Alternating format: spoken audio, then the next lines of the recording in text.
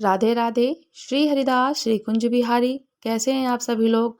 I hope Kanha ji की कृपा से आप सभी लोग अच्छे होंगे और स्वस्थ होंगे।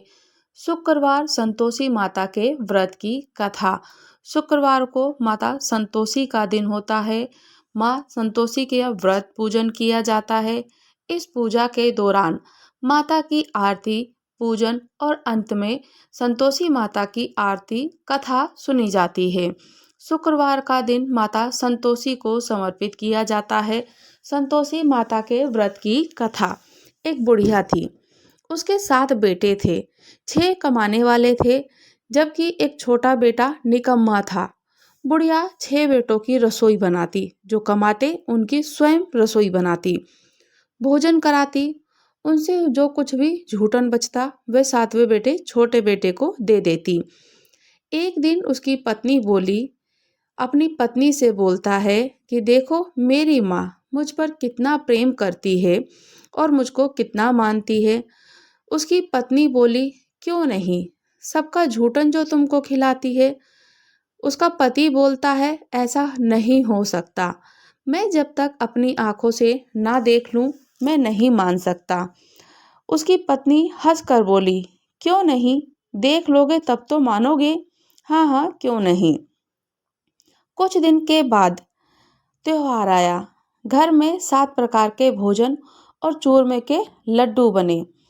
वह छोटा निकम्मा बेटा जांचने के लिए सर दुखने का बहाना करके पतला सा वस्त्र ओढ़कर रसोई घर में सो गया और वह कपड़े से सब कुछ झांक कर देखता रहा।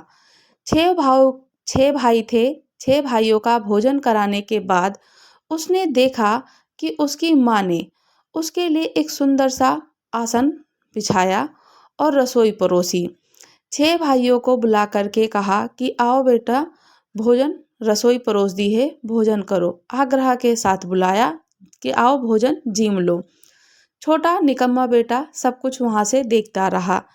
जब 6 भाई भोजन करके उठे तब माँ ने उनकी थाली जो झूठी थी उन थालियों में से कुछ लड्डुओं के टुकड़े को उठाकर एक लड्डू बनाया और झूठन को साफ कर बुढ़िया ने माँ से उसे पुकार कर बुढ़िया माँ ने उसे पुकारा। छोटे जो निकम्मा बेटा था उसे पुकारा, कहा, बेटा 6 भाइयों ने भोजन कर लिया है, अब तू ही बाकी है, उठ तू भी खा ले, कुछ भोजन कर ले। वह कहने लगा, माँ मुझे भोजन नहीं करना, अब मैं परदेश जा रहा हूँ। माँ ने कहा, कल जाता हो तो आज चला जा। वह बोला, हाँ जा ही रहा हूँ। ये कहकर वह घर से निकल गया। उसने भोजन नहीं किया। 7वें बेटे का परदेश जाना। चलते समय पत्नी की याद आ गई। वह गौशाला में कंडे उपले थाप रही थी उसकी पत्नी। वहां जाकर बोला कि देखो हम जावे परदेश, आवे कुछ काल के बाद, तुम रहियो संतोष से धर्म अपनो पाल। उसकी पत्नी बोलती है कि जाओ पिया आनंद से हमारो सोच हटाए, राम भरोसे हम रहें ईश्वर तुम्हें सहाय। 2 निशानी आपन देख धरो में धीर, सुधी मति हमारी विसारियो रखियो मन में गंभीर। उसका पति बोला, मेरे पास तो कुछ नहीं है, ये अंगूठी है सो यही ले लो और कुछ निशानी मुझे भी अपनी दे दो। वह बोली, मेरे पास क्या है, ये गोबर का भरा हाथ है। ये कहकर उसकी पीठ पर गोबर के हाथ की थापे मार दिए और उसका पति परदेश को चल दिया। चलते चलते बहुत दूर देश पहुंच गया। परदेश में नौकरी। वहां पर एक साहूकार की दुकान थी। वहां जाकर कहने लगा, भाई मुझे नौकरी पर रख लो। साहूकार को जरूरत थी, बोला, रह जा। लड़के ने पूछा, तनख्वाह क्या दोगे। साहूकार ने कहा, काम देखकर दाम दूंगा और काम देखकर ही दाम मिलेगा। साहूकार की नौकरी मिल जाती है। वह दुकानदार के यहाँ नौकरी करने लगता है। वह सुबह 7 बजे से 10 बजे तक की नौकरी करने लगता है। कुछ दिनों के बाद दुकान का सारा लेन देन, हिसाब किताब, ग्राहकों को माल बेचना, सारा काम करने लगा। साहूकार के साथ 8 नौकर थे। साहूकार के जो दुकान थी उसके काफी सारे 7-8 नौकर थे। वे सब के सब चक्कर खाने लगे, ये तो बहुत होशियार बन गया है। सेठ ने भी काम देखा और 3 महीने में ही उसे आधे मुनाफे का हिस्सेदार बना लिया। कुछ वर्ष ही नामी सेठ बन गया था वो। कुछ वर्षों में ही नामी ग्रामी सेठ बन गया। मालिक सारा कारोबार उस पर छोड़कर चला गया। पति की अनुपस्थिति में सास का अत्याचार करने लगी। इधर उसकी पत्नी को सास ससुर दुख देने लगे। सारी गृहस्थी का काम करा के उसे लकड़ी लेने जंगल में भेजते। इसी बीच घर के आटे से जो भूसी निकलती उसकी रोटी बनाकर रख दी जाती और फूटे नारियल के खोपड़े में पानी दिया जाता। एक दिन वह लकड़ी लेने जा रही थी। रास्ते में बहुत सी स्त्रियां संतोषी माता का व्रत करती हुई दिखाई दी। संतोषी माता का व्रत। वह वहां खड़ी होकर कथा सुनने लगी और पूछा, बहन तुम किस देवता का व्रत करती हो और उसके करने से हमें क्या फल मिलता है? यदि तुम इस व्रत का मुझे विधि विधान समझा दो और तो मैं भी तुम्हारा बड़ा एहसान मानूंगी। तब उनमें से एक स्त्री बोली, सुनो, संतोषी माता का व्रत, इसको करने से निर्धनता दरिद्रता का नाश होता है और जो कुछ मन की कामना हो सब संतोषी माता की कृपा से पूरी होती है। तब उसने व्रत की विधि पूछी। कहा कि मुझे भी संतोषी माता के व्रत की विधि बताओ। वह भक्तनी स्त्री बोली, 1.25 आने का गुड़ चना लेना, इच्छा हो तो 5.25 आने का ले लेना या फिर 1.25 रुपए का ले लेना। अपनी सामर्थ्य और सहूलियत के अनुसार जो तुम पे बन पड़े वो ले लेना।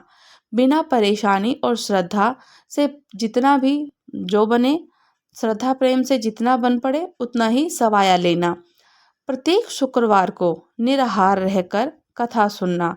इसके बीच कोई कर्म नहीं टूटना चाहिए। लगातार नियमों का पालन करना। सुनने वाला कोई ना मिले तो घी का दीपक प्रज्वलित कर माता के आगे जल का पात्र सामने रख कर कहना कि जब कार्य सिद्ध ना हो तो उसको निरंतर कार्य का पालन करना और नियम विधि यही करना। जब कार्य सिद्ध हो जाए तो व्रत का उद्यापन करना। 3 मास में माता फल पूरा करती ही करती हैं। यदि किसी के ग्रह खोटे भी हों तो भी माता वर्ष भर में कार्य सिद्ध करती है। फल सिद्धि होने पर उद्यापन करना चाहिए, बीच में नहीं करना चाहिए। उद्यापन में 2.5 सेर आटा का खाजा, इसी परिणाम से खीर, चने का साग, 8 लड़कों को भोजन कराना चाहिए। जहाँ तक मिले तो अपने देवर जेठ भाई बंधु को, ना मिले तो रिश्तेदार पास पड़ोसियों को, अपने कुटुंब सहित बंधुओं को जो भी मिल जाए उन्हें लाकर भोजन कराना चाहिए। अपनी यथाशक्ति के अनुसार दक्षिणा देकर माता का नियम पूरा करना चाहिए। उस दिन खटाई भी नहीं खानी चाहिए। ये सुनकर बुढ़िया के लड़के की बहू चल दी और चलते चलते मन में विचार किया कि मैं भी संतोषी माता का व्रत करूंगी। व्रत का प्रण करना और संतोषी माता का दर्शन देना। जैसे ही बुढ़िया की बहू ने अपने मन में यह प्रण किया कि मैं संतोषी माता का व्रत करूंगी, संतोषी माता ने दर्शन दिए। रास्ते में लकड़ी के बोझ को बेच दिया और उन पैसों से गुड़ चना ले माता के व्रत की तैयारी की और तैयारी करके आगे चली। सामने मंदिर देखकर पूछने लगी, ये मंदिर किसका है? सब कहने लगे कि संतोषी माता का मंदिर है। ये सुनकर माता के मंदिर में जाकर चरणों में लौटने लगी। दीन हो विनती करने लगी, माँ मैं निपट अज्ञानी हूँ, व्रत के कुछ नियम नहीं जानती, मैं दुखी हूँ। माता जगत जननी मेरा दुख दूर कर, मैं तेरी शरण में हूँ। माता को दया आ गई। एक शुक्रवार बीता, दूसरे को उसके पति का पत्र आया और तीसरे शुक्रवार का उसका भेजा हुआ पैसा वापस आ गया। ये देख जेठ जेठानी मुंह सिकोड़ने लगे। लड़के ताने देने लगे। काकी के पास पत्र आने लगे, रुपया आने लगा। अब तो काकी की खातिर बढ़ेगी। बेचारी सरलता से कहती है, भैया कागज आवे या रुपया आवे, हम सब के लिए अच्छा है। ऐसा कहकर आंखों में आंसू भरकर संतोषी माता के मंदिर में आकर बोली कि मातेश्वरी के चरणों में गिरकर रोने लगी। माँ, मैंने तुमसे पैसा कब मांगा? माँ, मैंने तुमसे कब कहा कि मुझे पैसा दो? मुझे पैसे से क्या काम भला? मुझे तो अपने सुहाग से काम है। मुझे तो मेरा पति चाहिए। मैं तो अपने स्वामी के दर्शन मांगती हूँ। तब माता ने प्रसन्न होकर कहा, जा बेटी, तेरा स्वामी आएगा, तेरा सुहाग आएगा। ये सुनकर खुशी से बावली होकर घर में जाके काम करने लगी। तब संतोषी माँ विचार करने लगी, इस भोली पुत्री को मैंने तो कह दिया कि तेरा पति आएगा, लेकिन कैसे? वह तो इसे स्वप्न में भी याद नहीं करता। उसे याद दिलाने को मुझे ही जाना पड़ेगा। इस तरह माता संतोषी ने उस बुढ़िया के बेटे के पास स्वप्न में जाकर प्रकट होकर कहा कि साहूकार के बेटे, सो रहा है या जागता है? वो कहने लगा, माता, सोता भी नहीं और जागता भी नहीं, कहो क्या आज्ञा है? माँ संतोषी कहने लगी, तेरे घर बार कुछ ठीक नहीं है। अब बोलता है बेटा, मेरे पास सब कुछ है, माँ बाप है, बहू है, क्या कमी है? संतोषी माँ बोलती हैं, भोले पुत्र, तेरी बहू घोर कष्ट उठा रही है। तेरे माँ बाप उसे परेशानी दे रहे हैं। वे तेरे लिए तरस रही है, तू उसकी सुध ले। वो बोला, हाँ माता जी, ये तो मालूम है, परंतु जाऊं तो जाऊं कैसे? परदेश की बात है, लेन देन का कोई हिसाब नहीं, कोई जाने का रास्ता नहीं पता, और कैसे चला जाऊं? संतोषी माँ कहने लगी, मेरी बात मान, सवेरे नहा धोकर संतोषी माता का नाम ले, घी का दीपक प्रज्वलित कर, दंडवत कर दुकान पर जा और बैठ जा। देखते देखते सारा लेन देन चूक जाएगा, जमा का माल बिक जाएगा, सांझ होते होते धन का भारी ढेर लग जाएगा।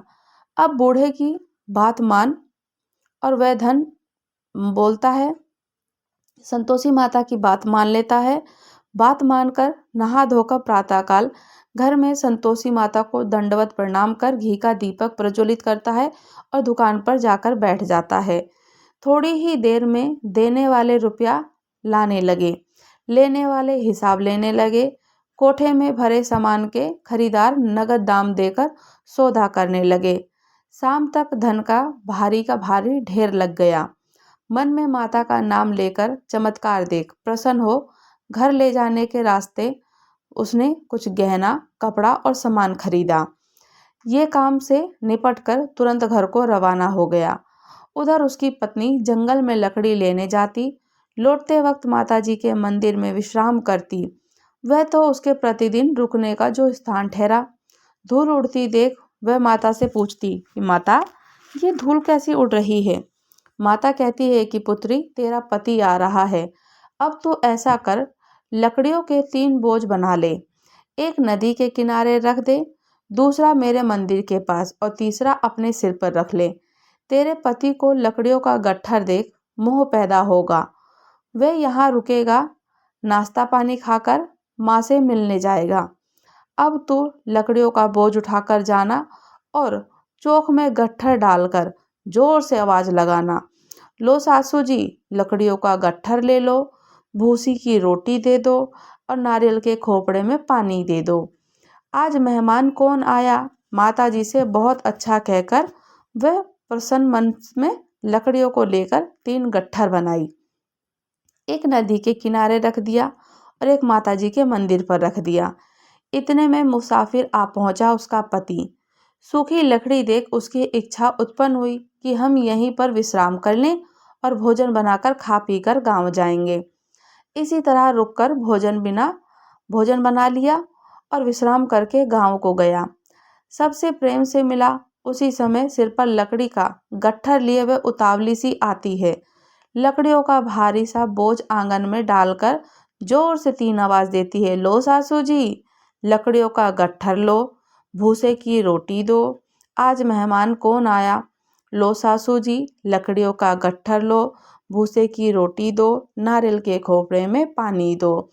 लो सासू जी, लकड़ियों का गट्ठर लो, भूसे की रोटी दो और नारियल के खोपड़े में पानी दो। आज मेहमान कौन आया? ये सुनकर उसकी सास बाहर आकर अपने दिए हुए कष्टों को भुलाने हेतु कहती है, बहू, ऐसा क्यों कहती है? तेरा मालिक ही तो आया है। आ बैठ, मीठा भात खा, भोजन कर, कपड़े गहने पहन। उसकी आवाज़ सुन उसका पति बाहर आता है। अंगूठी देख व्याकुल हो जाता है।